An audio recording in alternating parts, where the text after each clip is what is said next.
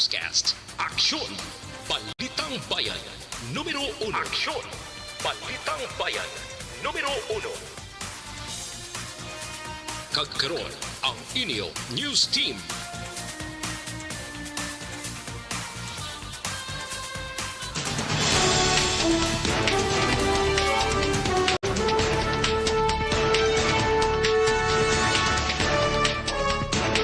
Sa mga nagapanguna ang mga Pangulong dinalan sa mga balita lokal, 18 anyos na babae arestado sa bypass operation. Iyo ginbuno sang iya kinablos. Iyo ginbuno sang iya kinablos.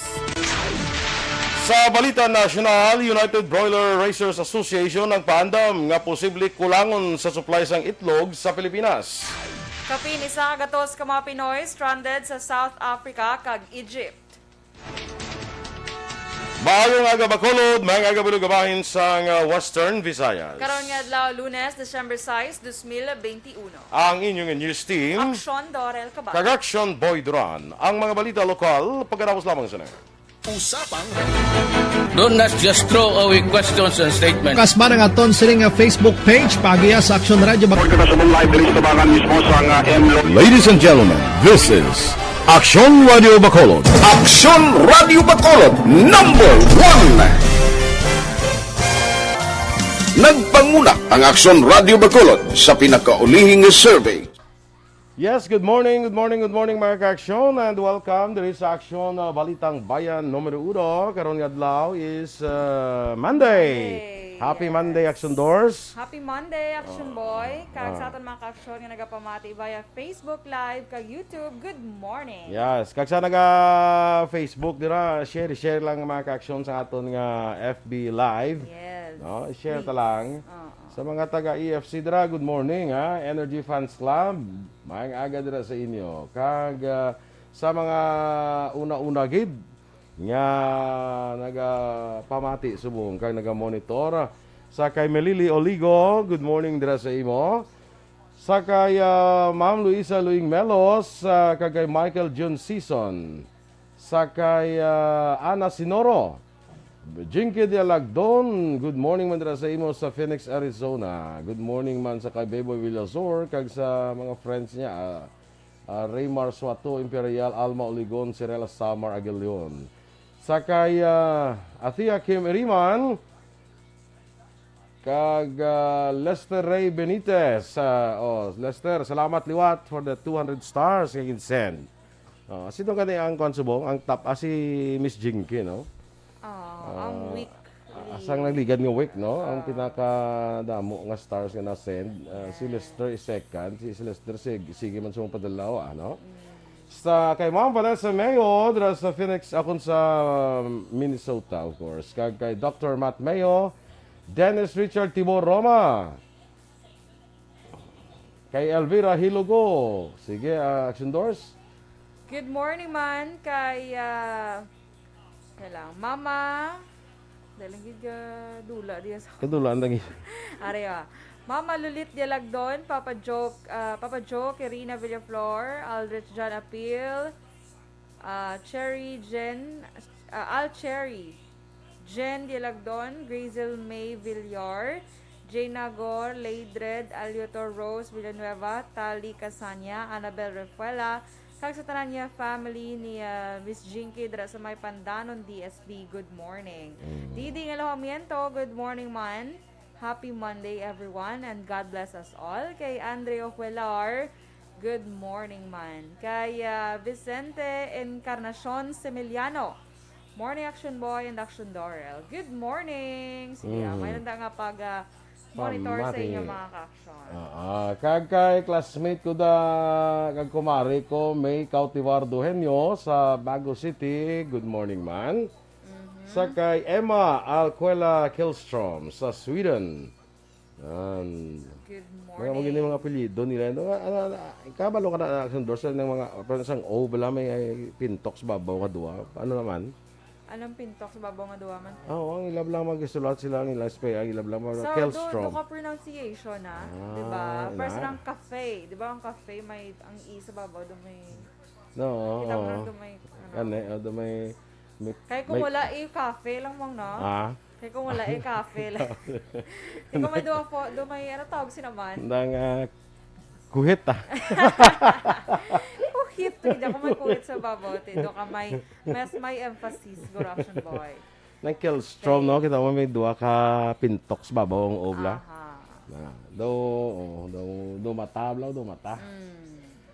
Sige, sa kay Lito Dayap, Joseph Pacifico, watching from San Enrique with Roland Villalba. Eliezer Likayan, kay Joseph Begs Kabantuan. Kabantog. Kabantog. Inofre. Inofre. Good morning. Happy listening man ko no kay Sarge Richard Kabatbat sa Nueva Ecija. Si Noami Jimenez. Good morning man sa imo. Dambaya pronunciation like wem and wem. Ang may amo na gali na, amo na mag-pronounce. So iya ni gali nga apelyido is Killstrom. Okay. Muna. Sakto na, ma'am. Guro mo na guro. No, kay like wem. So, ang spelling to sa ilaya, dumaya mo ng duwa ka pintok sa babaw. Tapos, pronounce siya as wem. Mo nang gusto ko mabalaan. Thank you so much, Miss Emma. So, mag-pronounce yun ng Killstrom. Killstrom. Killstrom, wali. Panibagong kalaman sa atin. Malang tagid ka nga. Likod Thank na may you. kuhan gini.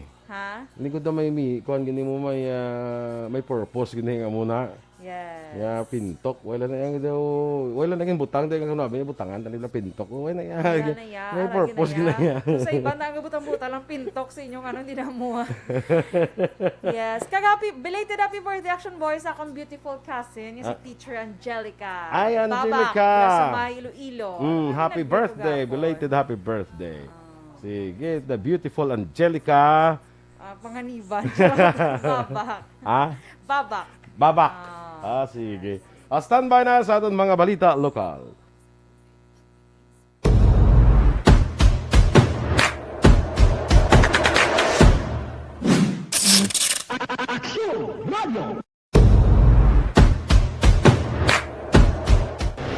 Aksyon! Balitang Bayan, numero 1.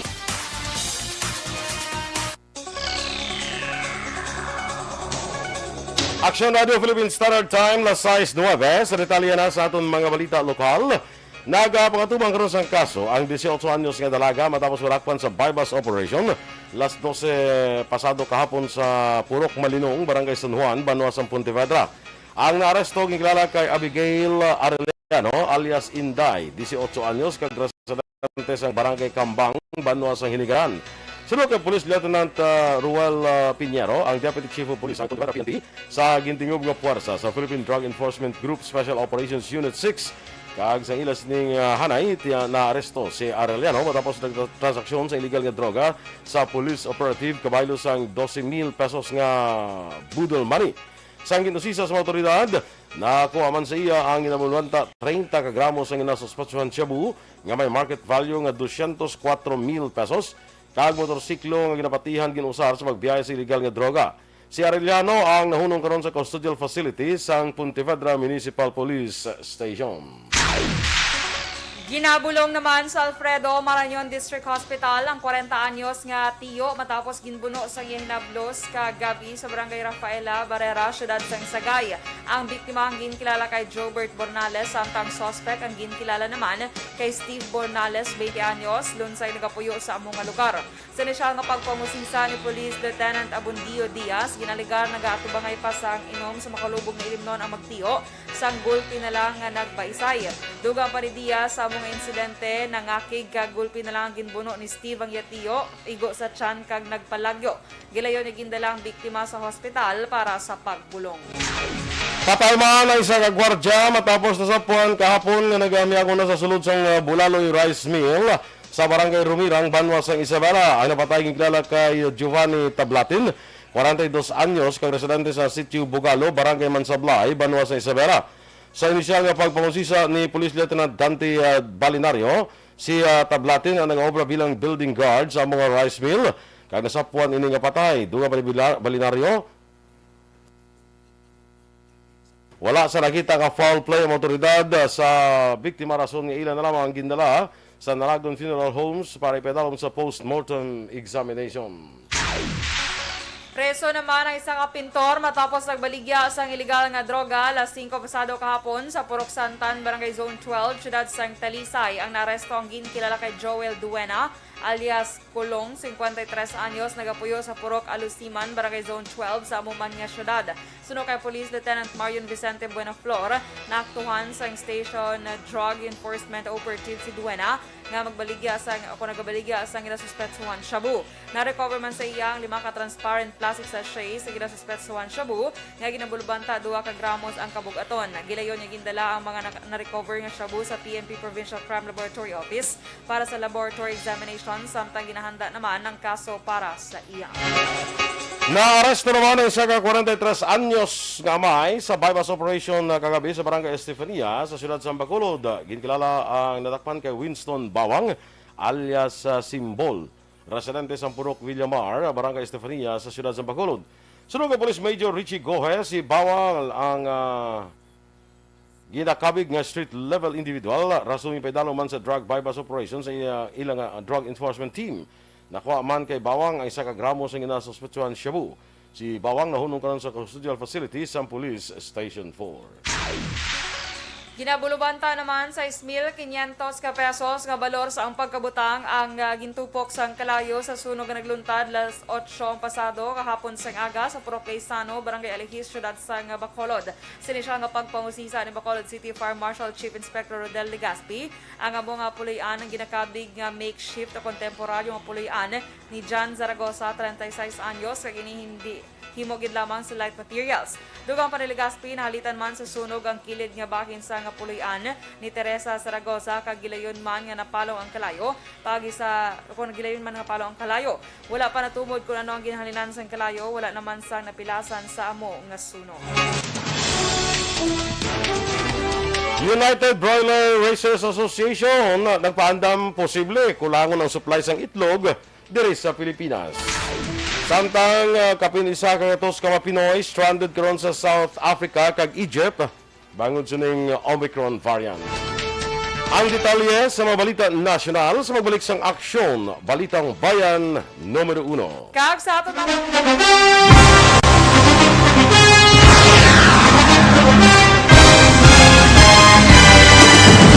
Mga balita nga una nabatian, mga impormasyon nga nakaapekto sa pagpangabuhi sang tanan, drama nga naghatag kabuhi sa istorya sang paglaom, paghigugma kag pagpasimpalan, serbisyo nga makatalandog balatyagon kag nagbunga sang pagsanyog, istasyon sang tanan sa sulod na sang 51 ka tuig, istasyon nga hindi kamupag kalipatan. 7 ka mga kongresista, 1 ka gobernador ang araw sa nagkulist sa pedaya di pamangkot to nagligad para pamaninga ning nawagay sa ngalan wala to naman nga maglapit na lang ang eleksyon pagwa. Sakit lang kung guys nga katapos ang media nga mag-report lang sa senaryo kabisan mahatagan kamo tsansa nga makapalayag sa inyo hibubunot batok sa pulis. Jaya kontra Wala niya tsansa mo. Nagpasarhag na ang kamara. Wala ang ila counterpart sa Senado. Nagpabungol-bungol. Kamuda daw ga pinagusto lang sa kamara. Insulto sa Senado. Una sa balita, una sa aksyon, Sabado, Aksyon Radio. Today, DOA is confirming that a 38-year-old female Chinese patient under investigation, or PUI, is positive for the novel coronavirus 2019-10-CoV. I issued an order to Executive Secretary Major Dia clearly laying down the responsibilities of each department in implementing the Bayanihan to Heal as One Act. Makabig nga pinakadako nga hangkat nga tubang sang pungsod Pilipinas ang COVID-19 pandemic. Tanan nga sektor ang apektado. Tanan nga kinahanglan sang pagtamod kag nagakaigo nga pagserbisyo. Bisan pa ang industriya sang pagwalagwag nagapakatubang sang kaangay nga pagpanghangkat. Apang Aksyon Radio Bacolod wala nagbiya sa pagpangalagad sa kahanginan sa pihak sang kabudlayan, peligro kag risgo nga dulot sang pandemya.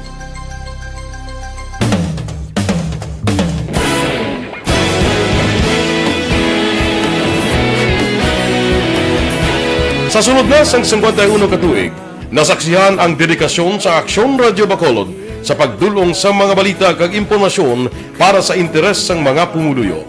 Pila na ka henerasyon ang nag-agi. Komitido sa gihapon ang Aksyon Radio Bacolod nga mag-alagad sa kahanginan nga tampad, wala sang ginadampigan kag ginahalungan ang kamatuuran. Sa tunga sang mainit nga away sa politika, ang istasyon nagapabilin na nga patas sa pagtalakay sa mga isyu kag problema. Bilang tagbantay sa kamatuuran, ginatagan sa importansya ang tawhanon nga kinamatarong kag nagakaigo nga proseso agud mawaragwag sang husto ang balita kag malikawan ang paglaptas ang salak nga impormasyon. Sa pagluntad sang kalamidad, gindulong sa inyo ang sitwasyon sa palibot kag padayon nga nagahatag sang pahanundom agud maluwas ang kaugalingon. Ang pamilya kalakip na ang tanan nga kaaksyon. Sa tion sang kasubo, nanari-sari nga mga matahom nga drama ang nagalingaw sa inyo. Ang inyo reklamo amon ginpamatian kag ginhatagan sang aksyon. Padayon ang reforma sa serbisyo ang ginahimo sa Aksyon Radyo Bacolod agud madulong ang balita sa diin ka man nga bahin sang kalibutan.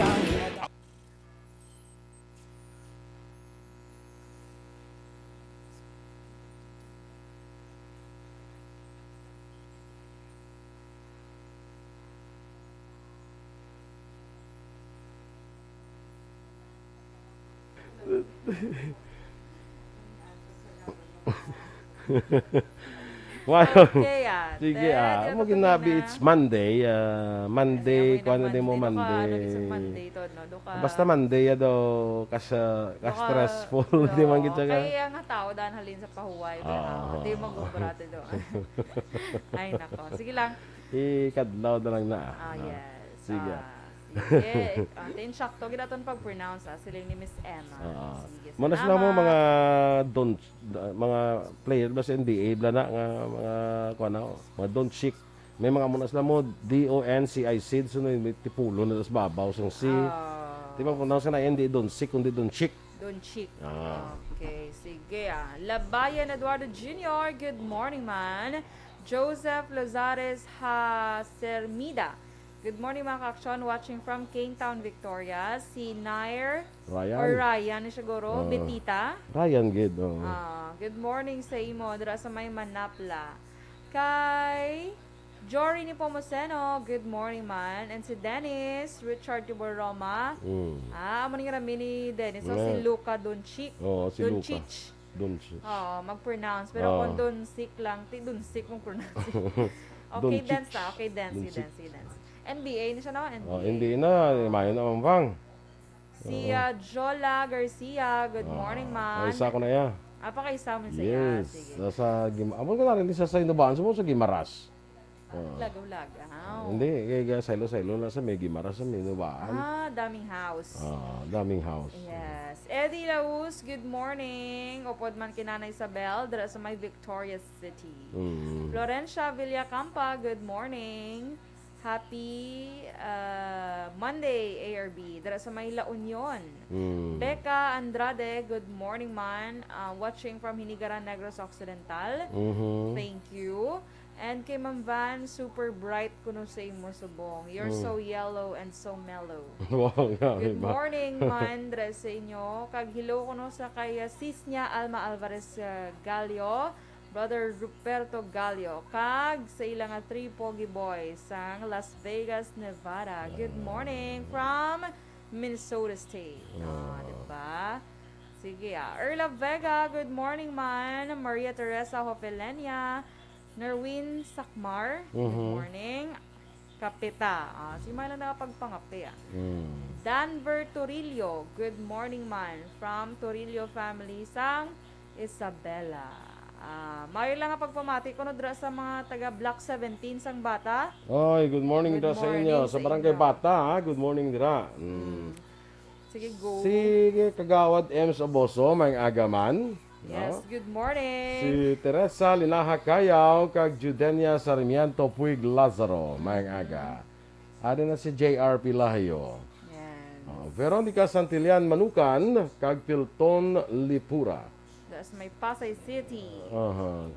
Sa Pasay City, okay. Veronica Santillaco, of course, Manukan. Sa kay Joseph Pacifico, ginagreet lang ang family Villalba Lopez Cagrasco family. Sa sitio Ambacan, San Enrique.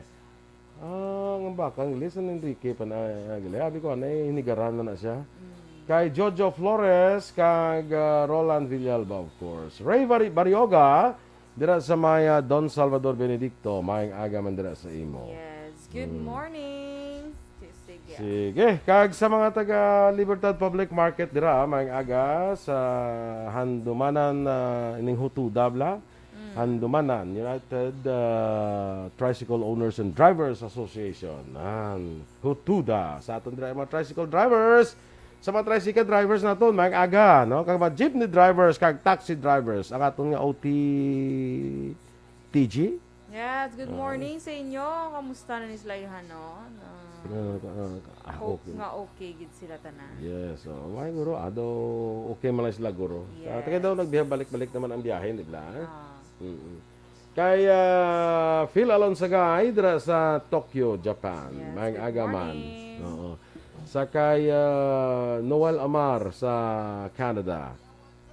Kay Vicente Encarnacion Similiano, Aksyon Boy, dira sa may Moises Padilla. Isidro Dudok Noble, good morning. Si Dudok gali sa kwan. Sa Moises Padilla. Alam mo? Ano? Kilala ko manoble, aras paano ko.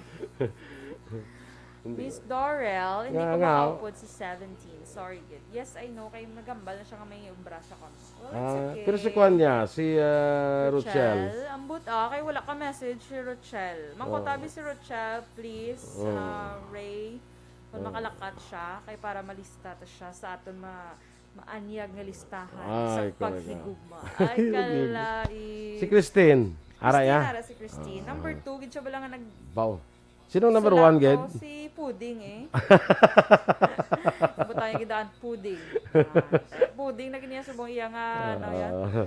Kung nga iba niya, ang babe ng Dr. Juan de la Cruz, MD. Iya Bia Jonathan Pudding. Ako na ginaiya subong nga, ano ya. Pwerte na ginaiya siya. Doctor. Ang bali, Dennis, ako may obra ko, gin-pa-cancel ko lang tanan kung sked. Piho ka, Dennis. Busy body. Siling ni Ma'am Van. La pa ako kita sang red face mask mo diri bala purple may ara but red like yours. I love that. Padalan ta kada Ma'am Van. Don't you worry. Kung may family kadi nga makadto da sa US, padalan ta ka sang red nga face mask. Correct. Purple may ara. Meron man actually purple sa ano, galing wala lang ko nagkuha purple. Ang purple is kuha na sa the Vikings kana ya sa Minnesota. Dason naman ko makuha purple kay ano, sige, para naman. Standby na sa aton mga balita national.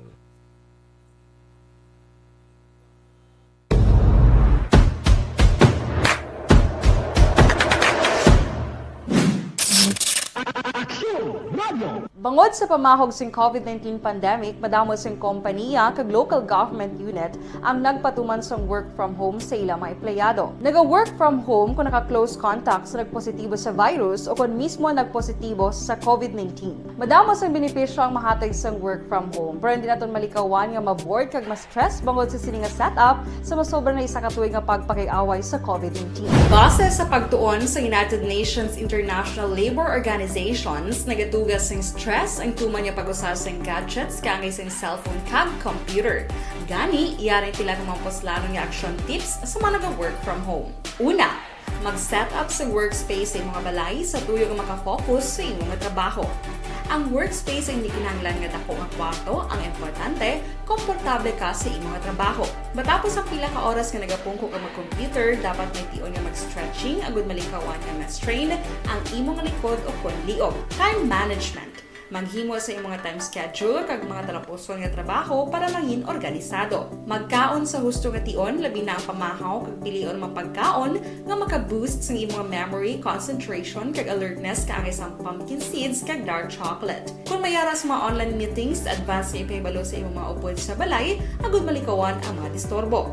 Ang pigaw nga internet connection ang makatugas sa stress, gani ipreparar ang backup kaangay sa ibang network kung may maayong signal para sa mobile data.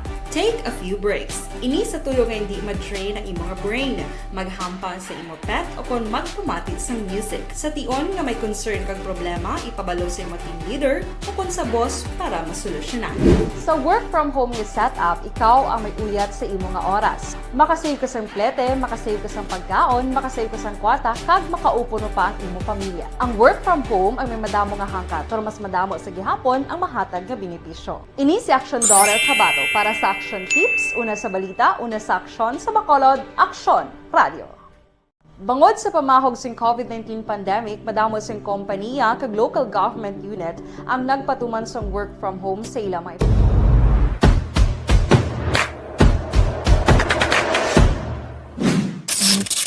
Aksyon!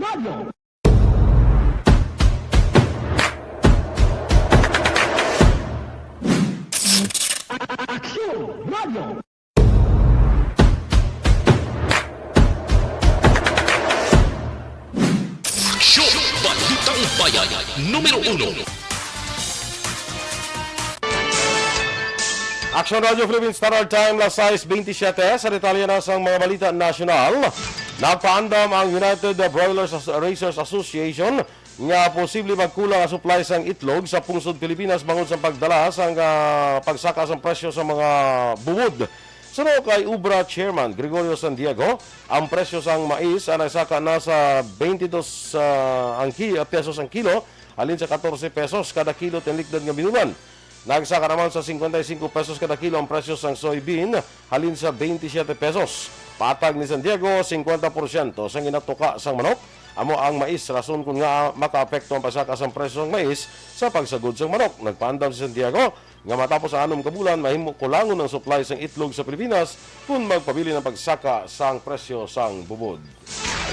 Yara sa kapinisa kagatos ka mga Pinoy ang karon stranded sa Africa kag Europe matapos ilakip sang gobyerno sa red list ang mga nasambit nga lugar bangod sa pandam sang Omicron variant sang COVID-19.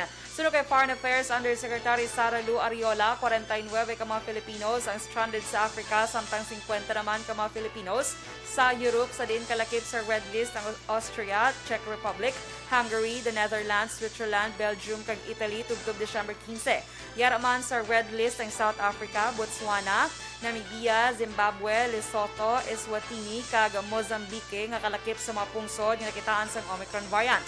Ginpahayag ni Ariola nga nag-organisa na ang gobyerno sang repatriation flight sa Europe sa December 10 tugtog 13. Ginako ni Ariola nga nabudlayan ang gobyerno nga mag-organisa sang biyahe sa South Africa sa diin una nga nakita ang Omicron.